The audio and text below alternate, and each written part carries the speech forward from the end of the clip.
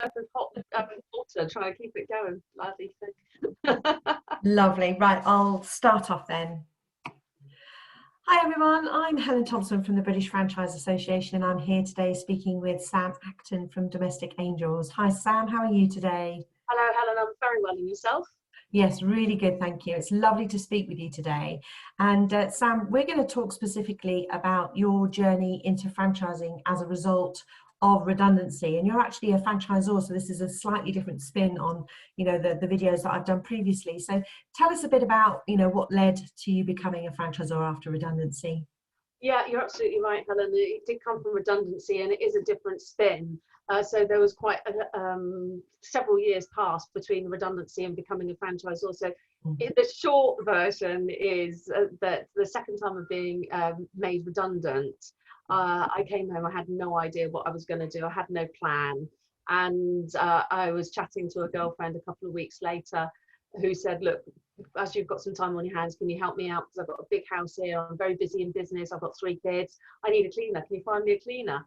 And, by the end of the first bottle of wine, because I was a girlfriend, it's like, yeah, that's a really good idea. I'll find you a cleaner. By the end of the second bottle of wine, we came up with the name Domestic Angels. And then I literally just cracked on and got on with it. There was no plan. There was no strategic objective or value position. I was just creating an income, which is what so many people do, and it was from a blank sheet of paper. So I took myself to HMRC and did a training course on how to do the wage roll, and that was done with paper, pencil and rubber, so I knew intimately how it worked.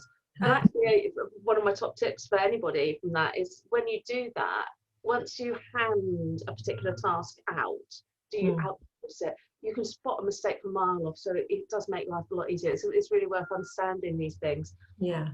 And I just kept learning over the years. I'd listen to every single sentence on the telephone and go and think about it, listen to every intonation and inflection of every single word, to learn what people are trying to say to me, learn about the customer service, learn about my business, its culture, what was going to be. And the biggest thing was learning to be an employer. Oh my God. Yes. Yeah, that's complicated. Not just on the legal front, but people do some bizarre things. So yeah, there's a huge learning curve. And then in 2013, Domestic Angels was made the National Home-Based Business of the Year. Fantastic. Now, yeah, absolutely fantastic. But that turned my head, because it's like, really? That's very grown up. And it was on that day that I actually accepted I had a business. I was a businesswoman. I never thought about myself in that context before. It's something everybody else did that was kind of grown up. Yeah. And suddenly I was like, oh, well, I can do this. I know my stuff. Right, okay, so where do we go from here? Well, the award gave us this PR, which brought growth quite quickly. And so I had a business that was growing, say, this shape with me, my team leaders and the angels. And I managed to secure a business mentor who came in and analysed all of the things that I don't look at, which lots of numbers and equations and fancy stuff that you probably find on MBA courses. And he said, right, this is fine, but you need to reconsider where you're going, because you can carry on like this, but you're just going to get bigger and bigger and bigger, and you're losing contact down here. Or you could multiply by franchising. Great. My reaction was, that's the F word. What have you said it in front of people? Because many years before, it was 2005 actually, I'd gone to an exhibition, and I thought I'd met what I considered a whole bunch of sharks in a big ocean who wanted to sell me an empty shoebox for a lot of money. And I couldn't see the value in what was coming to me or anything. So we argued the toss actually for a few months. And basically he persuaded me that I was able to franchise my business, Domestic Angels, in our own style, with our moral framework, our ethos, preserve our culture. We did not need to throw any of those things out. We could keep all of our values, all of the things that we've learned to do so well. We did not have to be one of those sharks. We did not need to sell empty shoe boxes. We could give everything. Now, unbeknown to me at the time, there was quite a few people around the country who were coming to the same conclusion and franchising their businesses. So we're part of a disruptor wave that was coming through at the time. which was great fun. So this is about 2015 that this started to sort of come into effect. I managed to become the live client for the Bournemouth University MBA cohort for the year.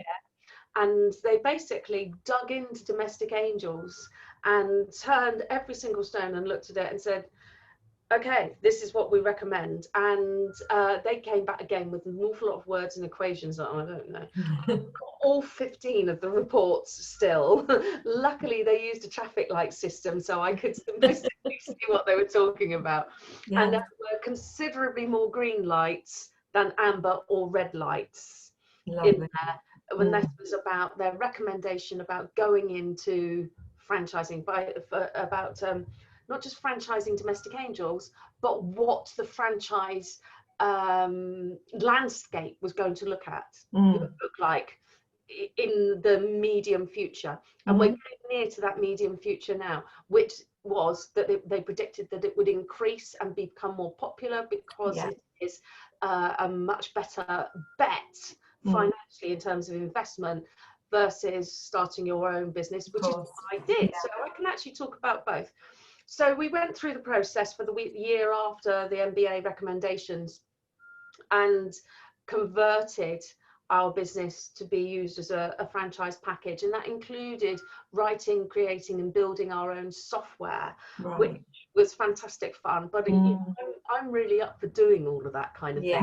And I think if you're entering into business, you have to ask yourself, am I up to doing all of that kind of thing, or do I want it kind of pre-packaged and looked after for myself? I quite like inventing things, so that worked for me. And then we opened for business. We brought our first franchisee on board. So that was 2017. So our #1 franchisee will actually hit her fourth franchise anniversary in about a month's time. So that's fantastic.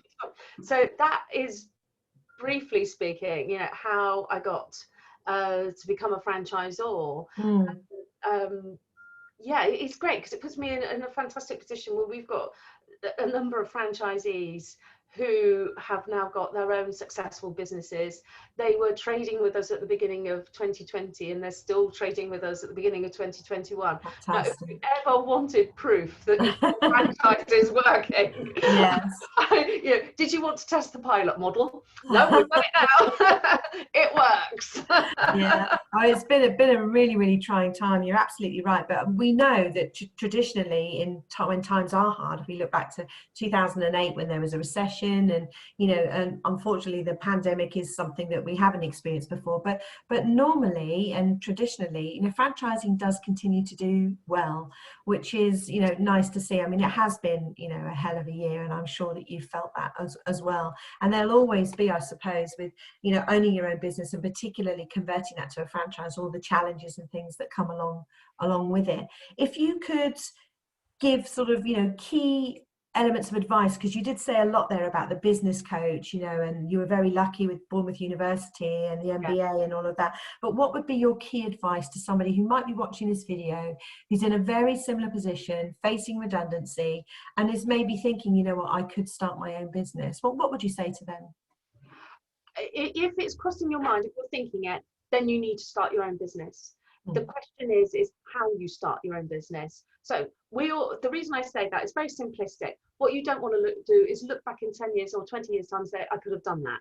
So it's crossing your mind, I think I'd like to start my own business. You're going to start your own business. So now pick your pathway. There's two clear pathways I know of. One is the blank sheet of paper, which is essentially what I did when I started Domestic Angels. And the second one is to pick up a franchise framework. Okay, so you need to decide what your risk factors are and how you feel about things and how fast you want to turn a profit. If you start with a blank sheet of paper, I can guarantee you it will be a much longer time before you turn a profit. Just because you're inventing everything from scratch. Okay, you can buy off-the-shelf software and bits, but you've got to build your reputation, you've got to build your brand, you've got to build your processes.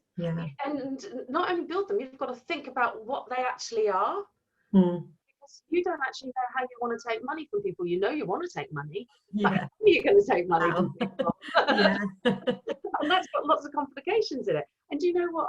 I really enjoyed that, but I found that whilst I was absolutely useless at school at creativity. In business, I'm incredibly creative. I have the ability to vision and create those things. Now, if you don't feel that you're creative in that way, or you need more security to know that you're going to get that profit sooner, that your business will not fail, because that one with the blank sheet of paper is very, very likely to fail. There's a very good reason the statistics say that the majority of new businesses fail within the first year, is it? Yeah, it is. Okay. In franchising, the percentage rate is completely different. Yeah, absolutely. The majority succeed because the formula is already established, tried and tested. So then if you say, well, okay, I want my own business, I'm just going to buy into the franchise. And you do have to buy into it. You invest into it, actually. That's the better way of saying it. Because you'd invest into I've got my hands going all over the place. You'd invest into a blank sheet of paper, but you actually don't know how much this is. And you're not going to know until you get to 5 years' time and look back. Whereas when you invest in a franchise, it is £5,000, £10,000, £50,000, or £100,000. You know what your investment is, and you know, broadly speaking, what you're going to get back in terms of that money and where you're going. And the forecasting should tell you which point you're going to break even, at which point you're going to start making a profit, so that you can cover the cost. So if you haven't got that upfront investment and you're borrowing, you'd work that into your forecasting so you can see that it's getting paid off and that you're all managed. You kind of got to, it's about having peace of mind. And I'm a great promoter of peace of mind. So it's important to choose the option that suits you. But if it's crossed your mind, should I go into business? You need to go into business and scratch that itch. Perfect. Listen, Sam, thank you for your time today. I really appreciate it. I think you've given us loads to think about, and certainly there'll be lots to think about for people who might watch this video and think, you know, I have got that itch and I definitely need to scratch it. I really appreciate your time. Thank you.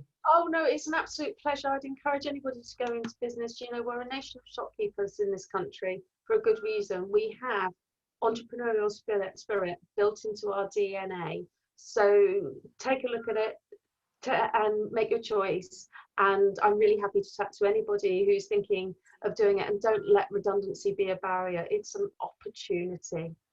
Fantastic, Sam. Perfect way to end it. Thanks very much, and we'll catch up soon. Take care. Thank you.